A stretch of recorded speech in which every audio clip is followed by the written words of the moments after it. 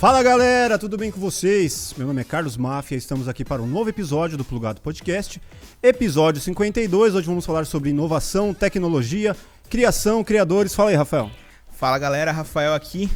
E aí, eu trago uma reflexão aqui pra vocês. Será que um dia a gente vai ser dominado, governado por inteligências artificiais? Será? Será que o cara aqui que tá aqui com a gente sabe falar isso? Será? Será que um dia a gente vai perder nosso trabalho pros robôs? Será que a gente vive numa simulação? Mas antes de mais nada, é importante que você se inscreva aqui no canal, que você ative o sininho das notificações para não perder quando a gente lançar um vídeo novo por aqui. E deixa o like aqui, fortalecendo o nosso projeto. Comenta aqui, quem que você quer ver no Plugado, beleza? É isso aí, eu tenho aqui o prazer de estar com o Ricardo Cavallini, ele que é do Fork Podcast. Tudo bem, cara? Tudo certo? Fala aí. Prazer estar aqui. Prazer é meu, velho. Obrigado. Fiquei sabendo que você é nosso vizinho aqui também. Literalmente, cara. Que demais, a gente tá no mesmo condomínio aqui.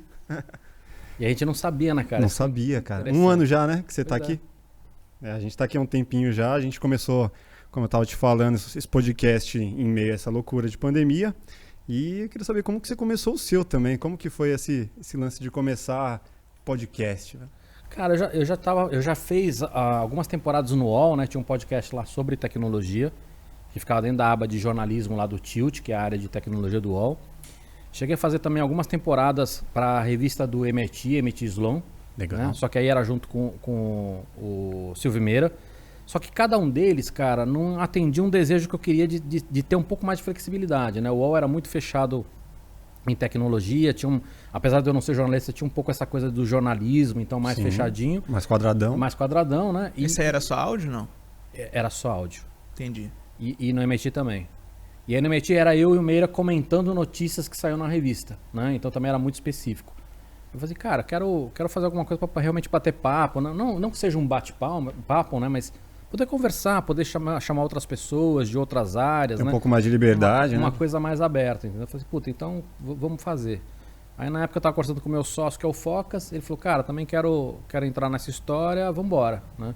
Aí literalmente montamos um espaço, né? Tipo, montamos mesmo, a gente é maker, então montamos a mesa, montamos o cenário, fizemos tudo e partimos daí, cara. E estamos um ano, mas estamos aprendendo ainda, né? Não sei se vocês têm esse sentimento também, cara. Total. Sempre. A cada dia uma pequena evolução. É. Eu sei que parece clichê, cara, mas assim, você fazer ao vivo, você conversar, né? Pessoas diferentes. Quantos? Você falou 55 vocês estão aqui? 52. 52. É pouco, né, cara? É pouco. É pouco. Você, assim, a variedade de entrevistados e assuntos e as coisas que acontecem durante. Não, e você ter sempre tem uma o novidade. rebolado ali para você conseguir, ao mesmo tempo que você tem uma pauta, trazer outras coisas e ir roteirizando durante a conversa. É uma coisa que, para mim, não tinha experiência nenhuma diante das câmeras, está sendo uma boa escola, assim.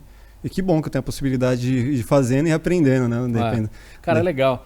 As pessoas acho que estão assistindo, às vezes não percebem. Tem uma diferença muito grande, porque você tem muito podcast hoje que não... E assim, não tem certo ou errado, não tem melhor ou pior, mas você tem alguns podcasts que não existe nenhum preparo. Né? O entrevistado senta na frente do cara e às vezes o cara não sabe nem quem é o entrevistado.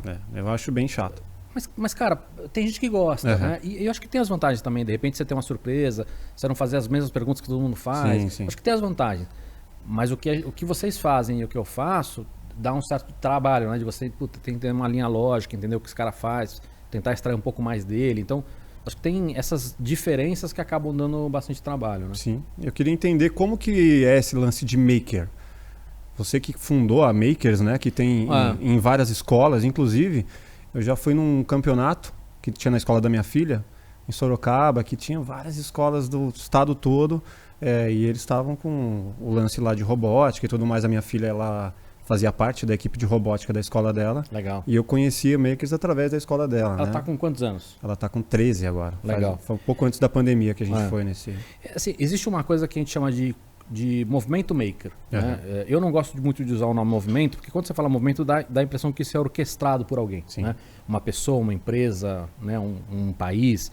Na verdade, o que é isso? Isso é um momento que a gente está hoje, onde muitas pessoas conseguem usar tecnologias, né? Por exemplo, impressão 3D, essas ferramentas de robótica que você comentou, né? Sim, Arduino, Lego. Arduino, Raspberry Pi, Lego, enfim. Ferramentas que permitem que você crie protótipos de eletrônica, né? Sejam robôs ou não, para criar coisas novas. Né? Então, acho que tem uma maneira de explicar que é o seguinte: se a gente olhar os últimos 20 anos a gente aprendeu que com a internet a gente pode criar, produzir, distribuir qualquer conteúdo. Sim.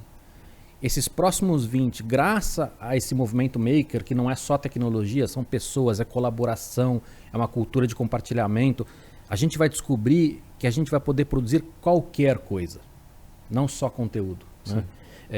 Eu acho que fui talvez o primeiro cara no Brasil a falar sobre isso. Minha empresa tem o nome de Makers, mas você tem muita gente legal fazendo isso de maneiras diferentes. Né? Eu cheguei a trabalhar com escolas, mas você tem outras empresas que trabalham com escolas, com metodologia. As próprias escolas estão criando as próprias metodologias, aprendendo a fazer isso, porque elas também estão entendendo que elas precisam colocar o que é chamado de STEAM, né? Que é ciência, tecnologia, artes, matemática, lá na grade curricular. E mudar a forma de ensino mudar também. A forma de ensino, né? Fazer uma coisa mais projeto, enfim. E isso é uma transição super complicada, né? Como é que você fala com um professor que dá aula há 20, às vezes 30 anos, da mesma maneira, e hoje esse cara tem que entender que ele tem que descer daquele pedestal que ele estava, onde eu falo e os outros escutam, para estar junto aprendendo e compartilhando e sendo mais um tutor e um direcionador, um facilitador do que exatamente o cara que fala e todo mundo cala a boca. Entendeu? Então, a transição aí que a gente está vivendo nesses anos aí que, cara, já está mudando algumas indústrias, já criou indústrias novas, né? E que eu acho que, cara, vai mudar muita coisa. Você acredita que o Brasil é uma piada na tecnologia, como muitos falam, em relação a vários países do mundo? Eu acho que depende do ângulo que a gente vai olhar. Se a gente for olhar no ponto de vista de a gente, enquanto consumidor de tecnologia, a gente é um dos países mais avançados que tem. Né? Você pode ver isso como uma coisa negativa ou não. Né? Dá para ser avançado sendo consumidor? Não, por exemplo, se você falar assim, puta, quem é que sabe lidar melhor com redes sociais? O Brasil está na frente. Sim. Você pode dizer, putz, mas isso não é legal, isso é ruim, isso tem... Né? Sem fazer juízo de valor, nós gostamos muito de tecnologia, nós temos facilidade para aceitar a tecnologia e para começar a usar essa tecnologia. Né? Isso tem prós e contras. Agora, do ponto de vista da gente falar de o Brasil como desenvolvedor de tecnologia, aí a gente tem coisas muito interessantes em alguns pontos, mas quando a gente compara com os países de primeiro mundo, que não é nosso caso, nós estamos muito atrás. Para vocês terem uma ideia, né, a gente gosta muito de usar o termo de tecnologias exponenciais, né, que são essas tecnologias que estão evoluindo muito rápido e vão ter um impacto muito profundo.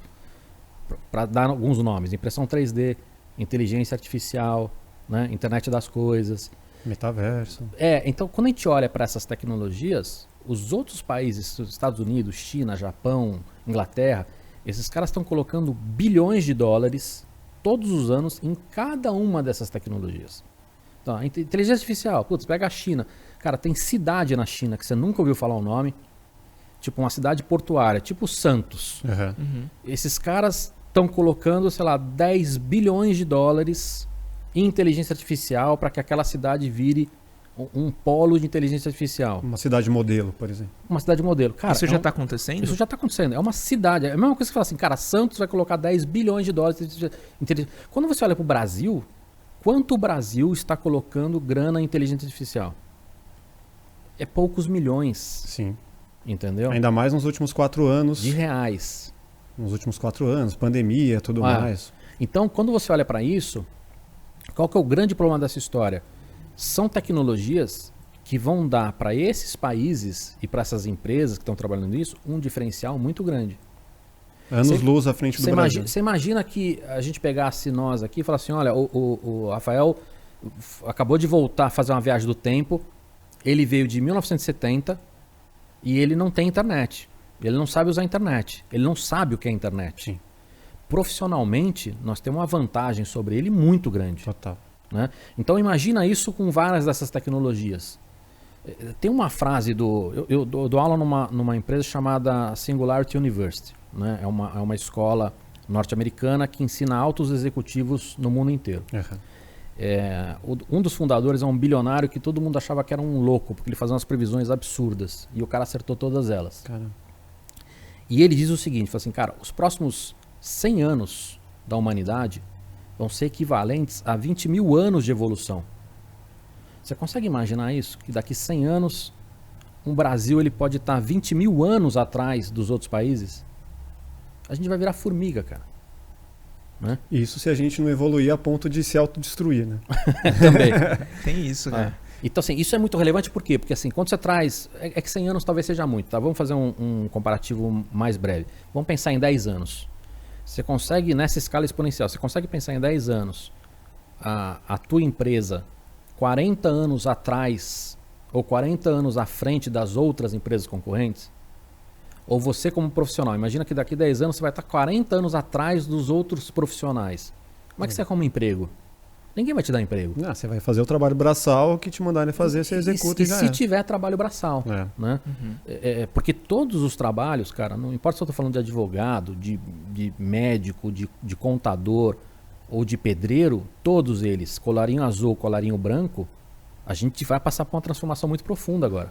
A tendência é de ser substituído por uma inteligência artificial, por um robô, qualquer coisa do tipo. A tendência é essa. Obviamente que não é uma coisa 1 para 1, né? Mas vou dar um exemplo.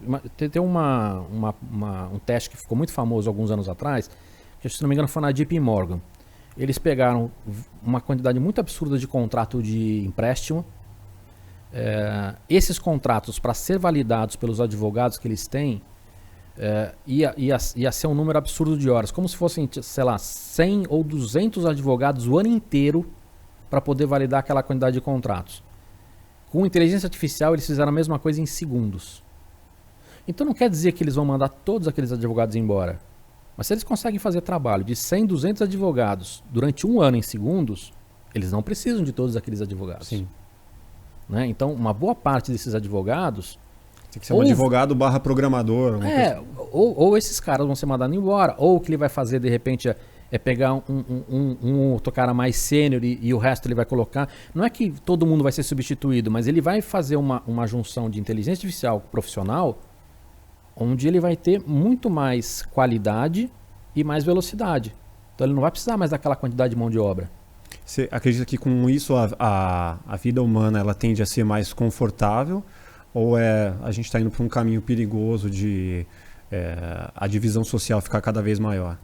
Eu acho que a gente tem que olhar, essa discussão ela tem que ser baseada em que período a gente está falando. Nos próximos 5 anos, 10 anos, 20 anos, 5 anos? 20. Se a gente olhar 20 anos, nós vamos estar no meio de uma transição que vai ser caótica. Porque o que acontece? Quando a gente fala assim, a inteligência artificial vai roubar muitos empregos. O que as pessoas otimistas estão falando? Não, mas isso já aconteceu na Revolução Industrial. Sim. E você olha hoje, tem muito mais emprego de serviço do que em fábrica. Então você perdeu empregos, mas você ganhou empregos. E os empregos que você ganhou são mais legais. Sim. É mais legal você trabalhar como atendente de loja no shopping do que você trabalhar no chão de fábrica de uma loja de carro da década de 60. Total. Né? O grande ponto é o seguinte, se a gente for olhar daqui 100, 200 anos, a gente vai estar muito evoluído. E os empregos vão ser melhores, e as pessoas vão estar adaptadas, vão gerar empregos novos. Talvez a gente nem tenha mais empregos e a sociedade já saiba lidar com isso.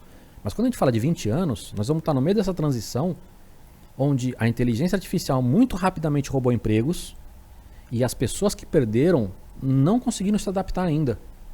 E talvez não se adaptem. Né? Porque você não pega o cara que hoje dirige um caminhão para fazer uma entrega e fala, agora ele vai trabalhar na empresa de robô como engenheiro. Né? Essa transição, mesmo que ela aconteça, ela demora. Sim. Né? Então o grande problema é quando a gente fala de 20 anos, a gente tem uma barrigada aí que vai demorar muito para a gente se adaptar.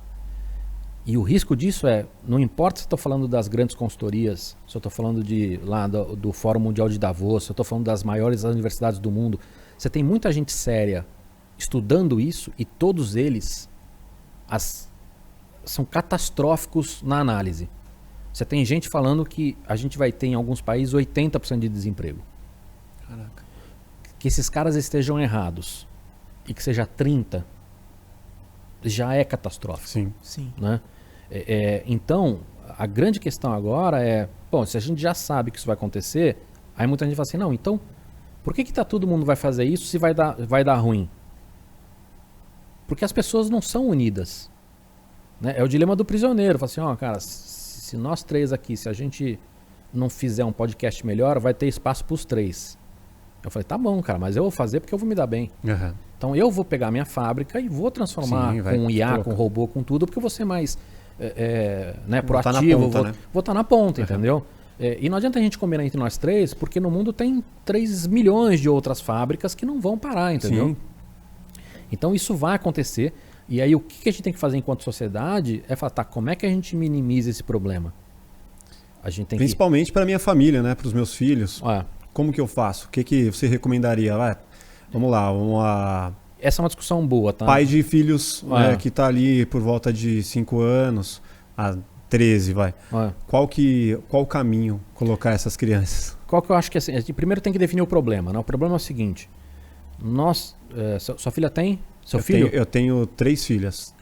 Duas de 8, que são gêmeas, e uma de 13. Vamos pegar a de 8 anos, as gêmeas. Daqui 10 anos, elas não entraram no mercado de trabalho ainda.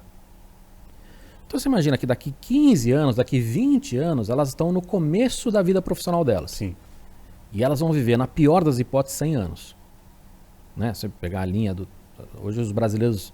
Né? Pra você ter uma ideia, em 1900 um brasileiro vivia em média 30 anos de idade. Né? Então, com a evolução natural só dessa curva, suas filhas vão viver 100 anos. Isso lembrando que a medicina está avançando muito. Sim.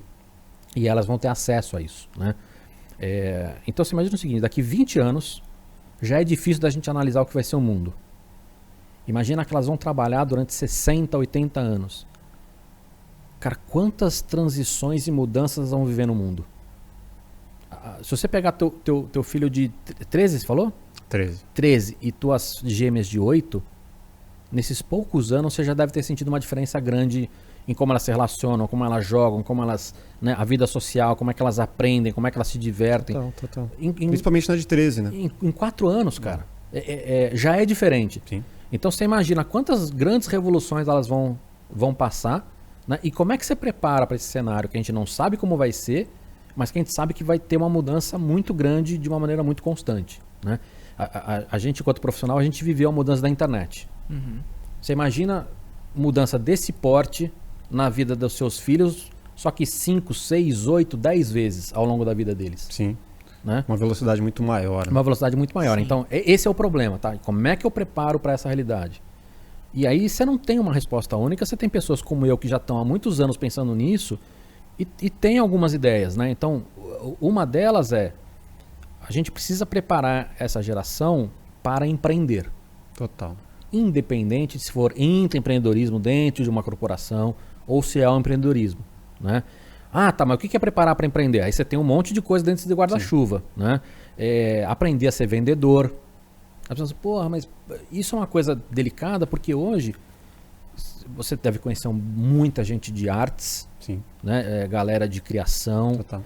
Quando você fala com galera de, por exemplo, engenheiro, com programador, com artista, uma boa parte desses caras olha a parte de ser vendedor de uma maneira pejorativa. Sim.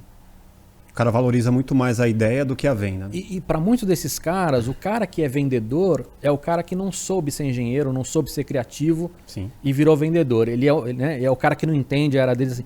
É sempre visto de uma maneira pejorativa. Você vê no cinema, o vendedor é sempre o pior da sociedade. Né? O oportunista. É o cara que vende o carro errado. Só né? do Steve Jobs, né? É sempre a pior coisa. É. Só que se a gente for entender, cara, hoje nós somos vendedores o tempo todo. Se você abrir uma startup, você tem que vender ela para o investidor, você tem que vender o seu sonho para a equipe, você tem que vender o seu produto, o seu serviço para os clientes. Né? Assim, o nosso relacionamento é sempre venda, né? No sentido mais amplo. Então, aprender a ser vendedor é uma dessas coisas. Eu costumo dizer que com vendas você tem tudo. Se você tem venda, cara, você constrói um bom time, você constrói uma boa ideia através de pessoas que você possa convidar. Então, assim, tudo começa com um bom time de vendas. Né? Eu acredito bastante nisso. Então, assim, aprender a ser vendedor é uma das coisas. Você empreender, essa cultura de empreendedorismo é outra. E sem aquele radicalismo, né, de gente dando curso de empreendedorismo para criança de 7 anos. Não é isso, entendeu?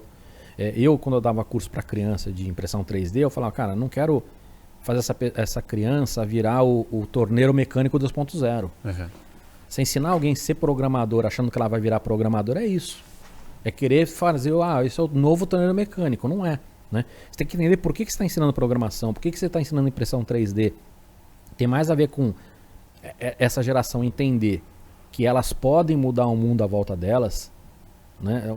Você falou do Steve Jobs, tem uma entrevista perdida dele que hoje é famosa e que ele fala uma coisa muito interessante. Ele fala assim, cara, quando você entende que você pode fazer o que não é pré-concebido, que você cutuca a vida e ela te cutuca do outro lado, que você pode mudar e você pode criar coisas, e que as pessoas, que quase tudo que foi feito à sua volta foi feito por pessoas menos inteligentes que você. Assim, se você espreme no suco aquela entrevista, o que ele diz é você entender que você pode mudar o mundo à sua volta. Sim. Criando produtos, serviços, criando ideias e botando elas em prática, né? A hora que isso acontece, você nunca mais é a mesma pessoa, né? Então, eu acho que tem um monte de camadas que acho que a gente tem que trabalhar nessa nova geração para preparar para essa realidade onde vai mudar constantemente. Eu gosto muito do empreendedorismo criativo, que é você, por exemplo, a nossa área, como você consegue, independente de financiamentos governamentais, coisas do tipo, o que você consegue fazer com a sua arte para tornar ela cada vez mais rentável e vendável, né? Eu tento passar isso um pouco para as meninas de, cara, independente do que você fizer, pensa nisso, tipo, o que você está investindo que, primeiro, que satisfaça as suas emoções, as suas necessidades, o que você gosta de fazer, e isso é comercial, não é? As pessoas podem se interessar por isso, e aí eu tento ir moldando dessa forma, sabe? Isso é importante, porque você sabe que o brasileiro é um dos povos mais empreendedores do mundo. Se pegar, por exemplo, pesquisa de Sebrae, são, sei lá, 500 mil empresas por ano que abrem. Isso antes da pandemia, agora deve ter explodido esse número. Sim. Qual que é o problema? O brasileiro não tem a cultura do empreendedor. Então você vê, eu tenho uma camiseta que é escrita assim, paleteria mexicana, iogurteria e design thinking agile. Porque assim, essas grandes modas, né, você vê que é isso. O cara olha e fala assim, quero empreender. Ele tem o estômago e o fígado para empreender, a coragem para empreender, mas ele não pensa, será que mais uma iogurteria faz sentido? Será que uma iogurteria aqui faz sentido? Quer seguir o modelo pronto. Quem é meu público? Qual é o meu produto? Qual é o meu diferencial? Toda essa inteligência que você tem dentro do empreendedorismo, o brasileiro não tem essa cultura. Abre coisa, não tem um trabalho com uma preocupação com um branding. Ah, puta, é um nome em inglês. Cara, mas é o mínimo. Você tem um logo bem feito, você tem uma estética... Um manual de identidade. A galera no podcast mesmo pensa assim, né? Tipo, às vezes não tem a mínima noção do que fazer, mas, acho que eu tô a fim de fazer um podcast, vou investir muito dinheiro. Mas, tipo assim, pensa que você é um cara que tá começando um projeto novo num mercado que já tá cheio de gente fazendo.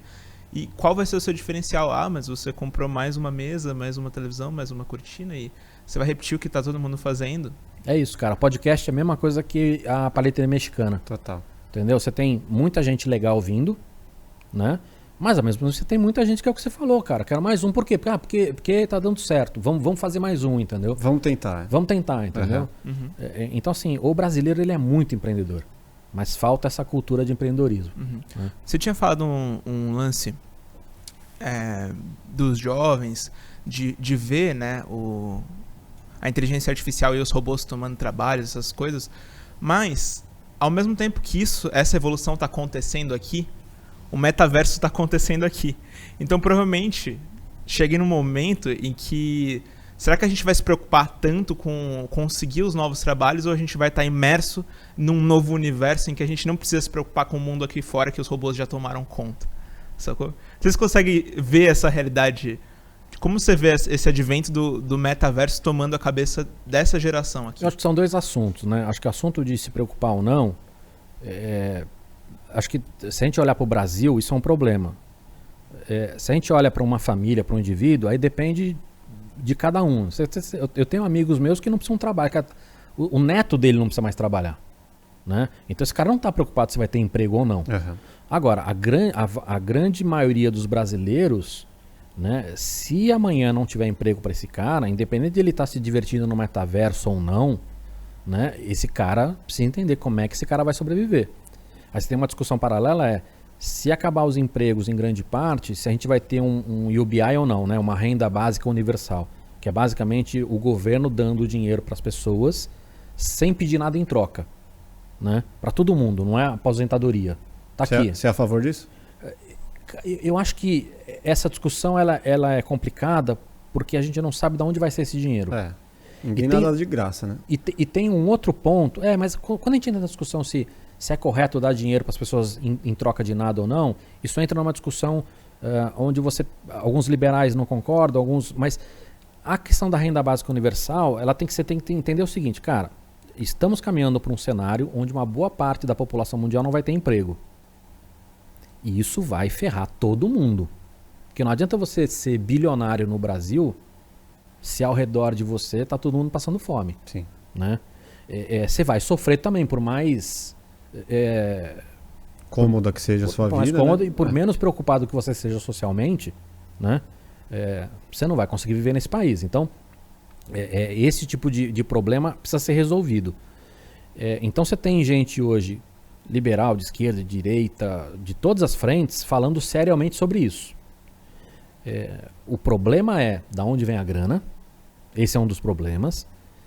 E o que eu acho, eu não gosto muito de escutar esse assunto, é que parece que é uma solução fácil. Vamos discutir de onde vem a grana, vamos dar esse dinheiro e está resolvido.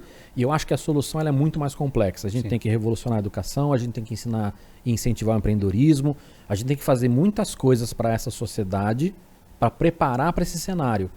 Não existe mais nada no mundo que tenha uma solução simples. Sim. Até porque se você garante o básico, o ser humano, a boa parte da humanidade vai ficar no modo confortável e não se preocupa mais em... A gente não sabe disso, porque a gente não teve nenhum teste em escala com uma grana que seja suficiente para deixar as pessoas confortáveis para saber disso, entendeu? Você não acha que no auge ali do Bolsa Família deu para identificar um pouco disso? O que a gente tem de informação... Primeiro que assim, o Bolsa Família é muito pouco dinheiro. Mas quando a pessoa tinha 3, 4, 5 filhos, esse número não se multiplicava? Então, mas aí o que a gente percebeu no Bolsa Família é que cada dinheiro da Bolsa Família retornava muito mais para a sociedade. Então ele valia a pena como... Primeiro que assim, cara, a gente tinha que fazer isso, né? Acho que não dá para discutir o Bolsa Família, porque ele era uma necessidade que tinha gente morrendo de fome, sim. Né? Mas independente disso, vamos ignorar que a gente estivesse fazendo Bolsa Família para todo mundo. Né? Para uma boa parte das pessoas que estão abaixo da linha da pobreza, essa grana era simplesmente sobrevivência. Né? Se você pegar uma boa parte de que é classe média, média baixa, esta grana, se você desse essa grana para essas famílias, eles não iam achar nem que sobrevivência era suficiente, entendeu? Você dá 24, 40 reais, 400 reais para uma família sobreviver, mesmo que você faça assim, puta, vou dar para o pai e para a mãe 800 reais por mês. Né? O cara que é classe média baixa não consegue sobreviver com isso, né? Ele não vai ter essa percepção. Então você tem muita gente que acredita que se você implementar isso de uma maneira mais inteligente, né, você consegue fazer com que essa sociedade ela tenha essa inteligência de começar a empreender e trabalhar, porque vai ter muita gente que fala assim, eu não estou satisfeito com essa faixa. Eu acredito nisso desde que garanta escolaridade para todo mundo e a educação, porque se o cara não tiver educação e ele tiver esse mínimo, o que eu percebo com vários amigos que tentam empreender no litoral, por exemplo. O cara vai lá, vou montar um restaurante aqui no litoral e tem uma área super potencial, vou contratar a galera daqui, vou gerar empregos. A galera quer trabalhar dezembro, janeiro e fevereiro e não quer trabalhar mais o resto do ano. E é isso que amigos que já tentaram abrir no litoral, os caras falam assim, mas acho que por isso quero viver de boa no resto do ano, quero trabalhar na temporada. Eu acho que é por isso que essa discussão, quando a gente fala sobre renda básica universal, eu não gosto dela, porque a gente acaba caindo. Primeiro que a gente não tem dados o suficiente em volume para discutir isso. E segundo que a gente vai acabar muito na ideologia de cada um. Eu sou mais liberal, eu acho que é errado dar dinheiro para o cara não fazer nada. Você, de repente, é mais para a esquerda, acha que tem que fazer isso. Né? Cada um vai acabar pegando um pouco do seu viés ideológico. O meu problema é o seguinte, cara. Nós temos um problema que tem grande chance de uma parte muito grande do mundo ficar sem emprego em um curto espaço de tempo. Curto espaço de tempo nós estamos falando de 20, 30 anos. E a gente precisa resolver isso, e eu acho que discutir renda básica universal é a gente discutir o caminho milagroso. Porque mesmo que a gente combine aqui, legal, combinamos, é legal, vamos dar dinheiro, tá, e aí, cara, da onde vem essa grana? Né? Então, como sustentar? Então eu acho que a solução para isso, cara, ela é muito mais complexa. Sim. Nós temos que revolucionar a educação, e até no Brasil, antes ou junto com revolucionar a educação, dar educação, porque a gente na pandemia agora, a quantidade de analfabetos funcionais que a gente gerava por ano duplicou. Sim. Foi para 40%. Nós estamos falando que daqui 10 anos, 20 anos, a gente vai ter uma boa camada da população brasileira, onde 40% deles vão ser analfabetos funcionais. Imagina o impacto disso para a economia, para emprego, né? Então, eu acho que mais do que a gente ficar discutindo renda básica universal é, cara, como é que a gente resolve um cenário que está acelerando de uma maneira muito profunda e nós no Brasil não fazemos o básico. Né? Então nós temos que revolucionar a educação, nós temos que dar essa educação para todo mundo, nós temos que incentivar o empreendedorismo. Né? Isso passa por mudar a legislação. Sim. Então assim, cara, tem muitas discussões aí que a gente precisa ter e que são complicadas. Mas você acha que a solução de grande parte ela vem de uma forma governamental, que seja um executivo que tem ali um Ministério da Educação super forte, Ciência e Tecnologia super forte, saúde também, né? Ou não, ou isso é totalmente descentralizado, pensando em Web3, pensando em outros caminhos que não dependa de forma Eu acho que as tecnologias são uma coisa à parte, tá? Acho que vale a pena a gente falar sobre elas, mas é óbvio que o nosso executivo, o nosso judiciário, o nosso legislativo precisa evoluir. Sim. Né? Nenhum deles é perfeito, muito longe disso. Mas eu acho que dos três, o que realmente causa boa parte dos problemas, na minha opinião, dos problemas, e que pode ser e deve ser a maior parte da solução, é o legislativo, não é o executivo.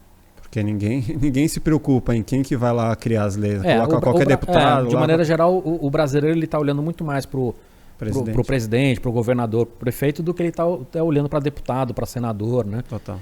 E eu acho que assim, óbvio que os três poderes precisam evoluir muito, né? A gente não tem o mundo ideal em nenhum deles. Até no Supremo. Né? Mas se a gente for, assim, na minha opinião, se a gente fosse eleger fala assim, cara, você tem um mágico aqui da lâmpada e você pode ter um dos poderes e fazer com que esses caras realmente, né, vão dar um up. Cara, seria disparado para mim o legislativo. Acho que ele é o mais relevante hoje, tanto numa questão de gerar problemas, como na questão de poder solucionar problemas. Sim. Né? Agora, você falou da tecnologia. Na Singularity, o que a gente mostra? A gente trabalha no copo meio cheio. Como é que a gente usa a tecnologia para ajudar bilhões de pessoas? Ou seja, como é que usa a tecnologia para trazer o bem? Porque até agora, na discussão aqui, a gente estava falando, cara, como é que a gente resolve as mazelas trazidas pela tecnologia? Sim. Né? Inteligência artificial roubando emprego. Essa é uma consequência negativa.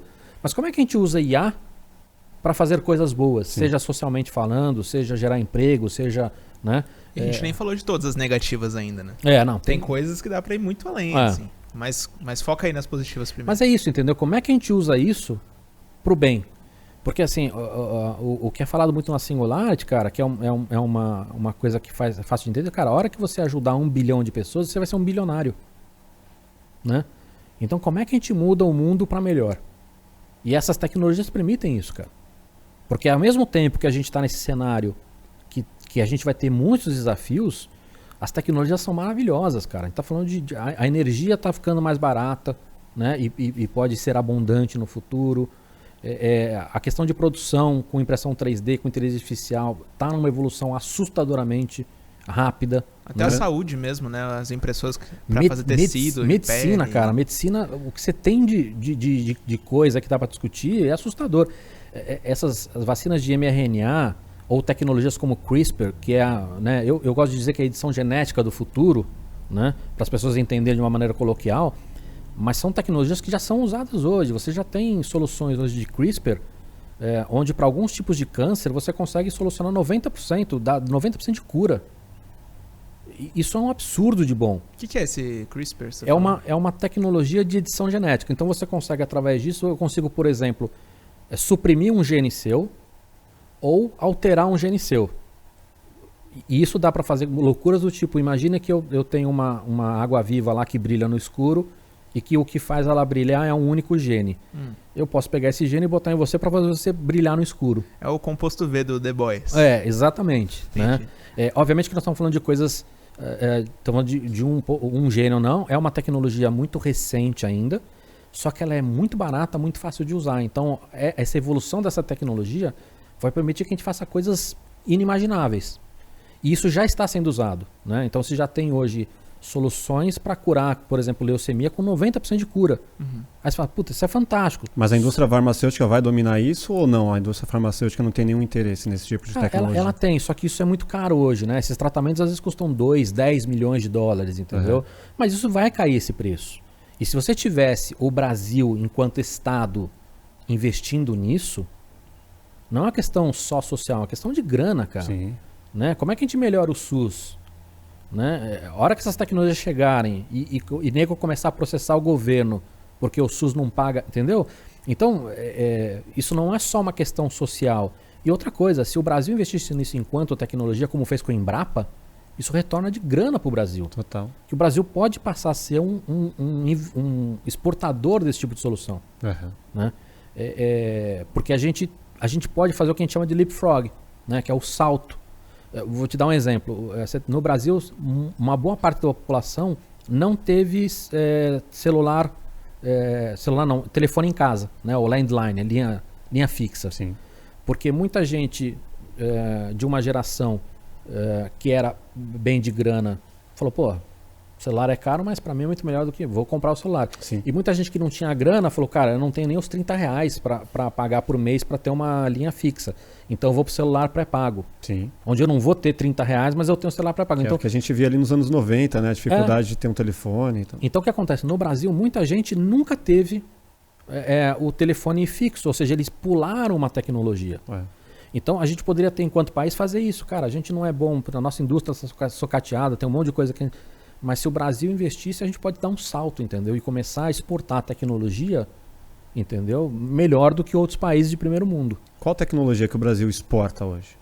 Cara, hoje nós somos muito bons na parte de agricultura, né? Nós somos muito avançados. Essa é uma.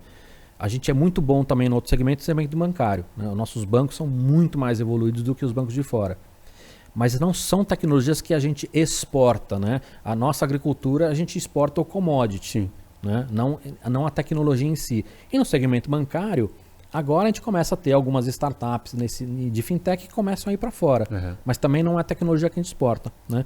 Então, tradicionalmente, o Brasil não tem esse histórico de exportar a tecnologia. Né? Você acha que a urna eletrônica pode ser considerada uma tecnologia que vai dar certo em algum momento no mundo? Ela já deu certo, ela já é exportada, você já tem muita gente que usa, por exemplo, você tem... Mas não necessariamente a nossa tecnologia ou alguma similar, entendeu? Agora, isso é um produto só, né? Sim. Mesmo que a gente exportasse a nossa urna para o mundo inteiro, isso não vai mudar nosso PIB, entendeu? Não. É uma coisa só. Mas você acha que ela é exportada para onde? Cara, eu não sei exatamente se a nossa é exportada, mas assim, exatamente o nosso modelo já é usado em muitos países do mundo, inclusive nos Estados Unidos. Você tem muitas cidades nos Estados Unidos que já usam urna eletrônica no mesmo modelo que a gente, entendeu? Pela experiência que você tem em tecnologia, você acredita que elas são confiáveis? Elas são. O grande problema é o seguinte, quando você fala de tecnologia, você não pode, vocês tiveram com o Pato aqui, você não pode falar que nada é 100% seguro, nada é 100% seguro. Sim. Né? Isso é tecnicamente errado. Né? Se eu tiver um cofre aqui, eu falo assim, cara, para abrir esse cofre, você precisa gastar $1 milhão. Assim, mas quanto tem nele? Ah, tem R$10. Ele é seguro? Conceitualmente, posso dizer que ele é seguro. Mas aí vem o cara que tá ali no coisa, que é um hackerzinho, e o cara tá querendo quebrar esse cofre só de sacanagem. Uma criança de 11 anos não tem nada a perder. Só pra provar que ele é bom. Então eu não posso dizer que esse cofre é seguro. Porque de repente eu tenho um hackerzinho que vai quebrar isso só na farra, entendeu? Então, assim, a questão de segurança ou não, ela é muito relativa. Mas se ela é offline, teoricamente ela não... Então, mas respondendo a sua... Então, eu diria que sim, ela é segura. Ela deve evoluir como ela já evoluiu. Sim. Acho que ela deve evoluir num ritmo ainda mais rápido do que ela está evoluindo. Acho que tem muitas críticas. Só que hoje a gente tem que fazer esse parênteses todo. Porque quando você fala que a urna deveria evoluir, muita gente vai ter a leitura. Então ela não é segura. Sim. Então ela não presta. Entendeu? Então a gente tem que abrir esse parênteses. Não podemos confiar na eleição. Né? Então assim, ela é segura. Ela está em evolução, ela vai continuar evoluindo, ela é um modelo certo, mas, assim, então não precisamos mais mudar nada nela. Tá bom. Não é isso, entendeu? A gente sempre trabalhando nessa evolução. Porque a tecnologia não para, né? Cada vez mais você tem pessoas estudando aquilo, maior facilidade de invadir ou não e tudo mais. E se você deixar ela... E o que tem também, cara, que assim, as críticas feitas a ela são críticas sem base técnica. Viés político. Independente de ter viés político ou não, tá? Porque hoje o que acontece, como muita gente fala de um assunto, você pode ter pessoas que ficam inseguras em relação a esse assunto. Sim. Né? E elas têm todo o direito de falar, pô, não, mas eu queria saber. Não... Mas elas são pessoas que de repente dão opinião sem fazer uma pesquisa. Né? Ah, ela não é auditável. Ela é 100% auditável. Uhum. Né? Mas acho que a defesa maior é porque, assim, se ela é tão boa, porque não está em grande parte do mundo, né? Acho mas que essa é a defesa. Ela está fazendo essa transição. Uhum. Lembro do começo da conversa que o Brasil, em alguns aspectos, é muito mais evoluído do que o resto do mundo. Muito mais. A gente reclama dos nossos bancos, com razão, né? Puta, os bancos dão dor de cabeça pra gente. Tem um monte de coisa que a gente fica puto. Mas, cara, quem morou nos Estados Unidos, os bancos lá, cara, parece da idade da pedra. Ah, é? Né? Porque os caras não precisaram evoluir. Não tinha uma moeda que mudava todo ano, inflação, hiperinflação. Uhum. Nossos bancos foram obrigados a ter essa evolução. Né? Bradesco e Itaú na tecnologia é foda, né? Sabe? E são fodas por merecimento deles, mas eles foram obrigados a serem fodas. Porque não tinha como. Cara, não sei se vocês lembram do bug do milênio. Sim. Que o mundo inteiro tinha medo. Eu não lembro, mano. Eu não lembro. Nasceu em 2001. Você nasceu? Você já... não tinha nascido. Mas o que acontece, cara? Você tinha uma questão técnica ali que ia obrigar muita gente a alterar sistema, porque você podia ter um bug que podia fazer o sistema parar de funcionar. E isso numa escala global, isso poderia dar uma catástrofe, né? O que acontece? Os nossos bancos aqui não estavam preocupados, cara. Agora, você pegava o banco lá fora, tinha banco que o cara começou a ter que contratar senhor de idade, de 80 anos, porque a tecnologia que os caras usavam era tão antiga que não tinha mais programador. Nossa. Entendeu? O cara tava fazendo coisa em Pascal, em COBOL, em não sei o que, em Clipper, não sei o que. Não tem mais ninguém que usa isso. Pode crer. Entendeu? O cara teve que ir lá contratar um monte de cara que já tava aposentado. E na raiz do pra problema. Voltar a mexer nisso. E é uma puta dificuldade de se mexer em sistema legado, uns puta negócio que não muda nunca, cara. Um puta risco. Aqui não, cara.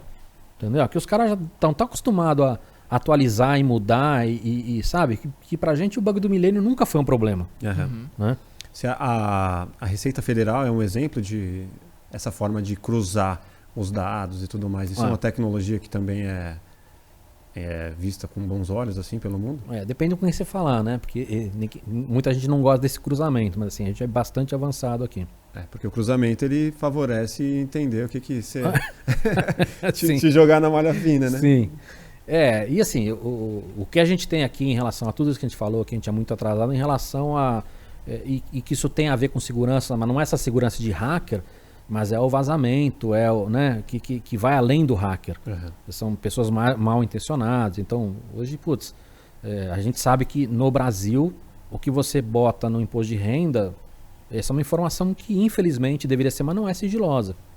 Por isso tem muita gente que compra Bitcoin hoje e que reluta em botar no imposto de renda. Não porque esse cara não quer pagar imposto, mas porque esse cara tem medo que vaze essa informação. E aí, se eu sei que você tem 100 mil em Bitcoin, 300 mil em Bitcoin, 1 milhão em Bitcoin, cara, eu faço um sequestro relâmpago para você, boto uma arma na sua cabeça e falo assim, cara, liga na sua casa e manda as palavras-chave que estão no cofre lá. Vai na sua carteira. Não tá comigo digital. A palavra-chave, cara. Pede para alguém na sua casa e mandar. Entendeu? Então, a gente tem esse problema no Brasil. Mas o né, Bitcoin é auditável?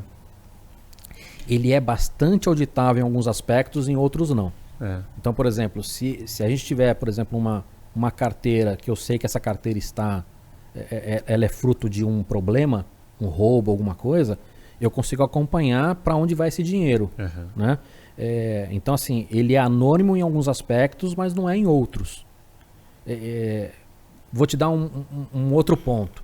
Se você, hoje, na maior parte do mundo, você vai abrir, por exemplo, uma carteira de Bitcoin nos Estados Unidos. Você pode abrir na sua casa sem ninguém saber, e se um de nós aqui quiser mandar dinheiro para essa carteira, o mundo inteiro vai saber que saiu dinheiro de uma carteira para outra, mas não vai saber de quem era a carteira e de quem é essa carteira que está recebendo. Sim. Mas se eu quiser, por exemplo, colocar 10 mil dólares nessa carteira do meu banco... O seu banco vai saber. Seja do meu banco ou seja da minha mão. Eu tenho 10 mil dólares em espécime aqui.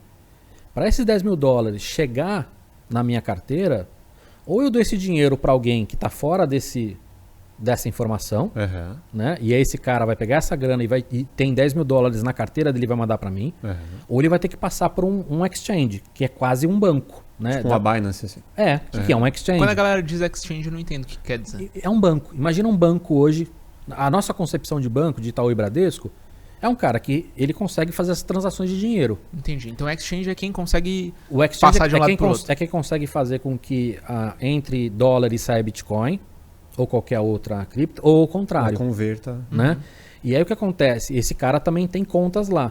Só que essas contas lá, assim como é um banco, um Bradesco, um Itaú, ela diz que é tua, mas é esse cara que está movimentando. Né? O Bradesco tem uma conta lá tua, mas na verdade ele diz que é tua, mas o dinheiro está com ele. Exato. Se ele amanhã receber, sei lá, um pedido judicial e falar, olha, trava o dinheiro do Cava, esse dinheiro está travado. Esse dinheiro... Então os mais puristas falam, não, esse dinheiro não é meu, esse dinheiro está com o Itaú. Né? A exchange é a mesma coisa. Se ela for hackeada, você perdeu o seu dinheiro. Né? E aí o que acontece? Se eu quiser colocar 10 mil dólares hoje nessa exchange, ela vai começar a te pedir dados. Ela é obrigada por lei já a te pedir dados. Fala assim, até $1 eu só quero saber teu e-mail e não sei o quê. Ah não, você quer passar 10 mil dólares? Eu quero saber seu e-mail, quero pegar tua foto, manda um documento para provar que é você. Ele começa a pedir mais coisas. Tipo no Nubank, né? Exatamente. Então a partir desse momento, você já está no sistema. Então se amanhã o FBI olhar e falar assim, cara, essa carteira aqui a gente descobriu que é fruto de roubo, não sei Venda o quê. De órgãos. Ele vai lá na Binance e todo mundo fala assim, cara, alguém sabe de quem é essa carteira? Ah, eu sei, essa carteira é do Cava, do Pedro, do Paulo, né? Então assim, o Bitcoin ele permite que você seja anônimo, mas em algumas situações, né? Já foi mais terra de ninguém? Cara, eu acho que ele é terra de ninguém, só que eu acho que ele é terra de ninguém como ele é o dólar, como é o real. Esse que é o problema. Quando a gente fala que o Bitcoin é terra de ninguém, dá a impressão que ele é pior que o dólar e o real. Mas, cara, a gente vê quantos escândalos com um cara com malas de dinheiro. Sim. Que se você tivesse esse dinheiro, você acha que você conseguia ir no Itaú e no Bradesco tirar essa grana? Não. Cara, acima de 10 mil dólares, o banco é obrigado a informar a Receita. Assim, tem uma movimentação acima de 10 mil reais aqui do Cava. Aí você vai num banco e retira 100 milhões em nota e tá tudo bem? Não. Entendeu? Então assim, já Os é caras uma festa. O real já é uma festa, o dólar já é uma festa. A maior parte da bagunça do mundo, não importa se eu estou falando de tráfico de drogas, se eu estou falando de qualquer outro tipo de crime, é feito em dólar. Não em Bitcoin, não em real. Né? Dinheiro vivo, né? Dinheiro vivo. Então, você dizer que é pior ou melhor, não é. Você tem coisas que são mais difíceis e dão mais facilidade para você fazer lavagem de dinheiro em um do que em outro, mas é isso, você tem qualidades e defeitos em cada um deles, entendeu? Você estava falando de saúde antes, cara, eu lembrei de uma coisa. Já ouviu falar na Neuralink? Um negócio do Elon Musk? Sim. O que você pensa assim, a respeito disso? Eu acho válido se der pra dar uma palhinha pra galera, assim, pra galera se contextualizar. O que esse cara tá fazendo? Ele criou um robô para fazer uma operação muito delicada. Esse robô faz um buraco no teu cérebro e consegue implementar um chip no teu cérebro e ligar ele diretamente em neurônios. Isso é uma operação muito delicada porque nós estamos falando de coisas de um tamanho muito, muito pequeno. E você precisa de um robô porque, cara, não tem mão humana que consiga fazer uma operação dessa sem tremer. Né? E esse robô ele tem inteligência artificial com visão que ele consegue fazer essa operação. A partir do momento que isso é feito, a outra tecnologia é o chip em si. Esse chip ele está sendo construído para captar informações e também para devolver informações. Então, o que o Elon Musk fala? Que no futuro, um chip desse poderia fazer com que você pudesse imputar memórias, pudesse ensinar a pessoa a andar, ou fazer outras coisas. Então, aí recuperar movimentos. Na ficção científica, o céu é o limite. Né? Eu acho legal pra cacete, mas eu acho que o que está sendo feito é muito leviano. Primeiro, eu acho que o marketing feito é muito agressivo, que é uma característica dele. Né? Todo ano ele fala, puta, meu carro ano que vem está 100% autônomo. Ele fala isso há 3, 4 anos. Nós vamos para Marte em 10 anos, sei lá. Cara, tipo... É a venda. Né? Mas assim, então acho que o marketing dele é agressivo demais, de uma maneira desmedida, né? Que ele pode dizer que ele é poliano ou não. Eu não acredito que ele é poliano, bobo ele não é, né? E a segunda coisa eu acho que está sendo feita de maneira leviana também. Porque assim, ele criou a tecnologia para colocar o chip. Mas tirar o chip é outra história. Sim, dá manutenção no chip. Dá manutenção do chip. E outra coisa, cara, é uma empresa. Uhum. E se amanhã a China compra essa empresa? Você tem um chip que é uma empresa chinesa que te domina. Tudo bem? Né? Ou se você... Quem é que vai dar... Sei lá, a empresa quebra amanhã. Tipo, o Elon Musk morre e os caras lá desistimos da empresa porque sem ele não aí você tem um chip ali e aí? Mas será quem que é dá manutenção nisso? Caminho sem volta? Você não tem um modo desabilitar e já era? Então, isso a gente não tem essa capacidade. Será que tem, hoje. sei lá, um Wi-Fi, né? Qualquer coisa do tipo nesse chip aí, para os caras controlarem a distância, coisa assim? Não, pelo que eu vi, você tem comunicação sem fio, né? Porque ele é fechado lá dentro, mas é uma comunicação de curta distância. Mas é um sistema. Ele não ia ter uma comunicação com o Tesla Phone? Você viu isso? Então, a partir do momento que você tem um chip ali dentro, se ele tivesse a capacidade, por exemplo, de mandar mensagem para você entender a mensagem, que é outra história, isso poderia ser feito sem fio. Né? Eu vi um vídeo desse falando sobre isso, eu comentei aqui em um outro episódio, a galera falou que eu falei merda. Mas eu vi alguém falando que o Tesla móvel, além de todas as funções que ele tem, ele vai ter uma comunicação com esse... Então, esse entra no campo da ficção científica, onde você pode falar qualquer coisa, porque na teoria qualquer coisa é viável. Porque você vai ter um chip onde o intuito dele no futuro é que ele também possa imputar informação. Só que, cara, tem uma distância para isso acontecer. Sim. Quando você diz imputar informação... Por exemplo, eu mandar um WhatsApp para você... E eu receber no meu cérebro e a você mensagem. Entender a mensagem, né? Isso na... Telepatia, entre aspas. Como se fosse uma telepatia. Isso na teoria é possível, mas a gente está distante disso. Mas eu consigo mandar um ensinamento também? O cara não sabe inglês e de repente... Na teoria sim, só que a gente está distante disso. Inclusive de fazer prova de conceito. Né? Algumas coisas a gente já conseguiu provar conceito. Então quando a gente fala no campo da ficção, a gente pode falar qualquer coisa aqui que fala assim, cara, no futuro pode Vira ser roteiro, né? Vira um roteiro. Não existe uma prova de que isso não vai ser viável, mas está distante. E outra, se é um sistema, provavelmente existe conexão, sei lá, Wi-Fi que seja, sim. Provavelmente ele pode ser hackeado. Sim. Né? Então... Mas hoje, esse risco que a gente já tem hoje com coisas muito mais simples. Por exemplo, marca-passo é um problema gigantesco. Né? Quem tem marca-passo hoje, você já tem comunicação sem fio. Né? E aí você pode matar uma pessoa hackeando marca-passo. Caralho. Vou te dar um outro exemplo mais arriscado ainda. Você tem nos hospitais hoje muitos equipamentos que já são ligados na rede. Por exemplo, equipamento que vai fazer dosagem de medicamento em você. E se eu tirar uma dosagem ou aumentar uma dosagem, eu mato uma pessoa. Sim. Então, este risco a gente já tem. É que no nosso imaginário, o chip no cérebro, né, explode a cabeça, sim, conceitualmente falando. Né? Literalmente, talvez também. Né? Mas no final, quais seriam as utilidades práticas mesmo? Assim? As primeiras é você trabalhar gente que tem algum tipo de... Por exemplo, o cara que teve um derrame, e o cara perdeu essa comunicação entre o cérebro e os membros, por exemplo. Então fazer com que essa pessoa volte a movimentar uma mão com precisão, né? Coisas desse tipo seria a primeira coisa. Né? Fornecendo dados neurológicos, talvez? Tirar a informação, entendeu? E aí tirando essa informação você pode controlar, por exemplo, um exoesqueleto. Mas no futuro a ideia é que essa informação do cérebro que está tirando, ela vá para o próprio corpo, entendeu? Então é isso, tipo, eu tive um derrame, não consigo mais movimentar a mão, e aí com este tipo de tecnologia eu voltaria a ter essa comunicação que foi perdida. Né? Esses seriam os primeiros usos bons da história. O propósito é sensacional, né? Cara, por isso que eu falo que, como cara de tecnologia, acho do caralho isso. Mas o grande problema é esse, cara, a gente tem que tomar cuidado, né? Como é que a gente... O CRISPR é a mesma coisa, cara. Se a gente for pensar aqui, o que dá pra fazer de coisas legais é maravilhoso. Mas tem que tomar cuidado, cara. Eu não posso sair alterando pessoas porque a gente ainda não tem o controle do que isso pode causar. Exato. Inclusive de uma maneira que pode prejudicar a humanidade como um todo. Né? Você já tem, por exemplo, os caras alterando o DNA de mosquito, de pernilongo, para erradicar aquela espécie. Mas, cara, quantas vezes a humanidade já fez cagada, né, de colocar ou de tirar uma espécie de um ambiente e isso causar uma catástrofe, né? Então, tem que tomar esse cuidado. Existe um equilíbrio na natureza que você não pode alterar. A gente deve alterar com muito cuidado. Você acha que deve? Acho que sim. É um dever alterar a natureza? Acho que sim. Cara, Eu uso óculos. Eu não deveria? Não. Eu não diria que isso é alterar, mas alterar uma espécie, pegar geneticamente e mudar. Perfeito, mas, algo que tem um sistema. Mas você entende o paralelo?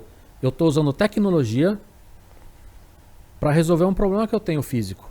Mas você não está alterando o seu corpo. Claro.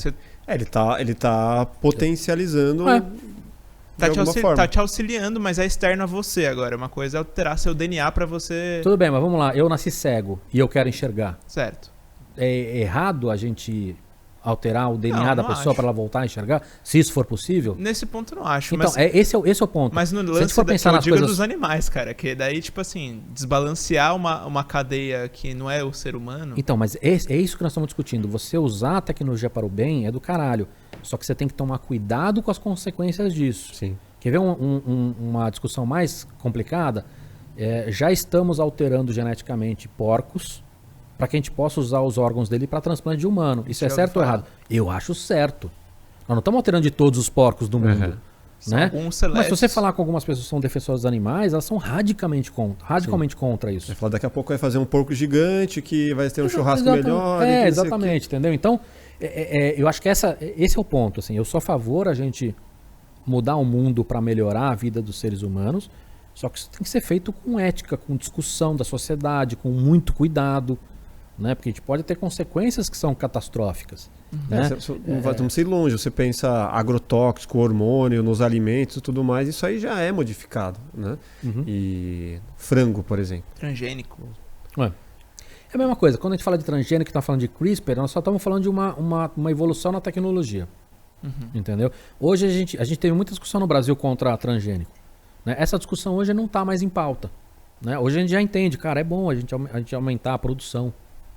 Entendeu? Isso é bom para a humanidade, a gente precisa aumentar a produção. Né? Ter mais qualidade, ser mais resistente. Hoje a gente já sabe disso. Ainda assim, dependendo da ideologia com quem você conversar aqui, vai ter gente que é radicalmente contra. Sim. Né? Então, acho que eu sou a favor a gente usar a tecnologia para melhorar a vida do ser humano. Né? Mas a gente tem que fazer isso com muito cuidado, muita consciência, discutindo moral, discutindo questões éticas. Porque as coisas estão evoluindo muito rápido. A gente falou de algumas formas de evoluir a humanidade. Eu gostaria de entender a sua visão em relação à evolução do transporte. Né? Questão de transporte por questão de drone, ou até chegar ao ponto de volta para o futuro, né? A gente possa ter aí carros voadores e tudo mais. Eu não acho que isso não está tão longe de chegar. Qual que é a sua visão disso? A gente já tem carro voador, né? A grande questão é uma questão prática, né? Mesma questão de drone. A gente já tem entrega por drone. Sim. Agora, a gente vai ter um tráfego aéreo para drone? Né? Ou aqui no Brasil que a gente derruba pipa e você imagina a Amazon entregando isso em qualquer lugar. Né? Então você tem outras questões que fogem da questão da tecnologia, né? Que precisam ser discutidas. Então, de repente, entrega de drone ela vai fazer sentido no curto e médio prazo para algumas questões. Por exemplo, na África, você já tem muita gente usando entrega de drone para entregar sangue e remédio para o hospital. Porque eles têm muitos pequenos hospitais espalhados. Esses hospitais não têm infraestrutura, então se alguém precisa de uma transfusão de sangue, demora muito tempo para chegar. Então esses caras mandam de drone. É muito rápido e muito mais barato. Sim. Né? E aí você consegue fazer medicamento e sangue centralizado. Isso já é usado já há alguns anos. Né? E é super avançado. Então isso funciona. A gente fazer de repente entregas, grandes entregas de ponto a ponto, também. Agora, a gente vai ter condomínios preparados para isso ou não? Aí você começa a entrar em outras questões que tem questões práticas, entendeu? Mas como é que você entrega um drone aqui, por exemplo? Onde ele vai descer? E a hora que ele descer, se ele mata alguém na descida, né? Quem pilota essa parada? Só pra... Hoje você pode ter tanto um cara à distância, ou você pode ter os drones autônomos. Sim. Você já tem as duas coisas, mas os drones autônomos hoje estão sendo usados em indústria bélica.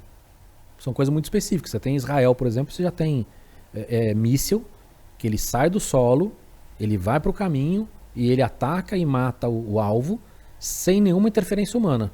100% autônomo. De saída, caminho, decisão e ataque. Né? Agora, botar um drone autônomo para entregar pizza aqui, nós estamos ainda longe E outra, você imagina como é que os caras da ufologia vão reagir a um monte de objetos não identificados no, tanto de OVNI. no céu. Imagina a galera que vai usar a população menos favorecida de informação pra ganhar dinheiro. Ó, gente, vamos pra um ponto ali de avistamento de ETs e é tudo drone, né? Os satélites do Elon Musk já causaram, né, alguns relatos assim. Pode crer. Agora, mas você... carro, por exemplo, né? Você vê o tanto que... Não só o carro, né? Você já viu aqueles drones que as pessoas estão lá? Sim, jet, né? O jet, muito foda aquilo. É legal pra caralho. Mas você acha que tecnologicamente a gente já teria a possibilidade de ter isso numa grande escala, assim? Assim, qual que é o problema, né? Tecnologicamente isso já está pronto. Sim. Só que o quão seguro é isso? A gente vai ter que começar a ter escala para saber se é seguro ou não. Enquanto você tem um cara muito bem treinado, é um cara só... Sim, fazendo... o cara nunca teve acidente. Fala assim, pô, mas isso é seguro? A gente precisa começar a colocar na mão da minha mãe essa história para ver se ela não vai fazer cagada. Só que esse salto, ele demora, entendeu? Você não pode, de repente, sair vendendo drone com as pessoas. O primeiro que é muito caro. Sim. E segundo que vai dar merda pra cacete. Então, a gente tem muitas questões ainda, não só tecnológicas, mas práticas. Tipo, a hora que minha mãe tiver um desse, ela pode fazer qualquer coisa? Ela pode voar em qualquer lugar? Né? Teoricamente. Como é que faz? Então a gente tem Como questões, controlar, né? tem questões a serem resolvidas, né? Eu acho que quando a gente fala de carro, acho que não só carro, né? A evolução do transporte como um todo. Então acho que talvez o próximo passo, que é a maior discussão, são carros autônomos, né? Então que a gente já tem bastante, que é o lance do Tesla. O Tesla e outros, você já tem bastante gente trabalhando nisso. Uhum. Como eu falei, todo ano ele promete que vai estar 100% autônomo. Porque as pessoas não entendem o seguinte: quando você fala de carro autônomo, nós temos 5 níveis, né? Os 6, na verdade, se contar o 0, que é 0 autônomo.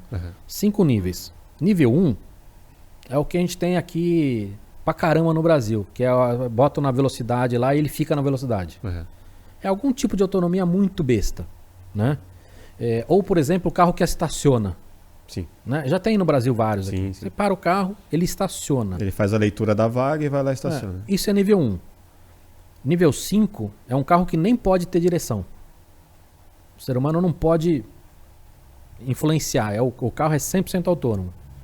O nível 4 é o carro também 100% autônomo, mas ele ainda tem a direção. Para uma eventual... Sim. Modo manual. Um modo de emergência, digamos assim. Tipo no Eu, Robô. Entendeu? Então, esse é o nível 4. O Tesla é nível 2.